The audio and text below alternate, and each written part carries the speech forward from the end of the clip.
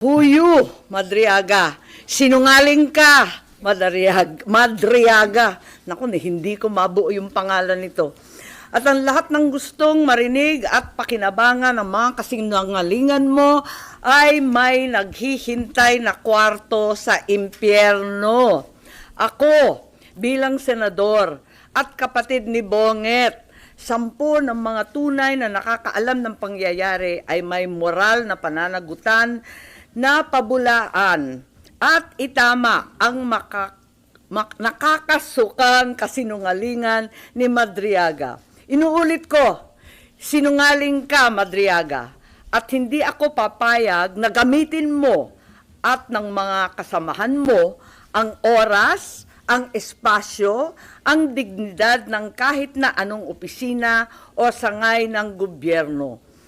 Isasalaysay ko ang mga pangyayari noong 2021, ang tunay na pagbuo ng unit team. Maraming nagtatanong, maraming naghahaka-haka, higit sa lahat, may nagsisinungaling diyan sa Kongreso. So unang-una, no such thing as yung mga term, ano ba yan? Paghahati ng term, ano ba yun? Sinabi na meron daw alyansa and magte-term sharing. Nako, talaga naman kasinungalingan yan. Okay, na next slide na tayo. Ang unang pagtitipon at pag-uusap tungkol sa Vice Presidency noong May 29, 2 days before the birthday of our VP then. Nag-lunch date kami sa Primus Bistro sa Davao. Naalala ko pa kasi bago eh. Tapos, first time na nag-usap ng matagal-tagal si Bongbong at si Inday Sara. Tapos nag-greet kami at syempre nagpahaging kami na kung maari si Bongbong na ang maging VP ni Inday Sara. Kasi alam naman natin na mamayagpag sa lahat ng survey si VP noon, Mayor Inday siya, bilang presidential bet. Ika nga, walk-over sana.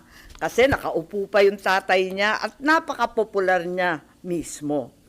Ngunit nung August 5, maalala ninyo, sinabi ng PDP Laban, ine-endorso si Bongo and Rodrigo Duterte as VP.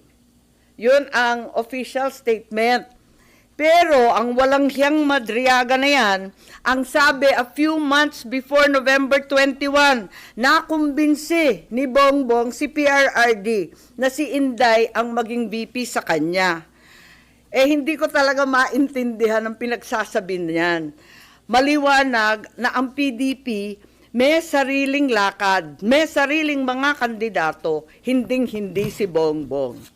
Going back lang doon kay PRRD, paano nyo na pahupa yung, di ba nakita naman natin na may galit pa rin si Presidente even before, during that time. Paano na pahupa yung galit ni dating Pangulong Duterte at pumayag din eventually doon sa unity?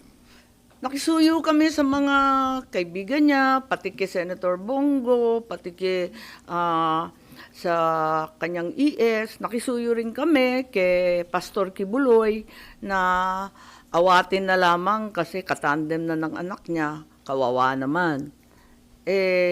Pumayag naman si Presidente Duterte. Pero wala na siyang magawa by then, wala na mga kasunduan, term sharing na kalokohan. Tapos ni. Po. Isa rin sa na-mention ni Madriaga, yun daw confidential fund ni BP Sara, hindi in 11 days but in 24 hours na 18 hours, di ba? How do you find that statement? Di ko alam, tulad ng sinabi ko, talagang hindi ko naman pinakinggan ng buo, nabalita lang sa akin na binanggit ako. Hindi ko pa nakikita yung iba niyang sinabi. So wala kayong prejudgment sa kanyang credibility, doon lang doon lang talaga, doon sa tungkol sa akin. Kasi klarong-klaro talaga sa akin. Ang liwa-liwanag, ano? Nahanap ko pa yung telepono, andito pa yung mga survey na tira-tira. Naku, talaga naman. Babalik ta rin niya lahat yan. So you're appealing to PBBM na sana kung hindi siyang nasa likod nito, itama niya yung kasinungalingan na yun ni Madriaga. Oo, kasi magkasama kami. Alam niya yung totoo. Are you expecting him to say something about that, ma'am? Sana.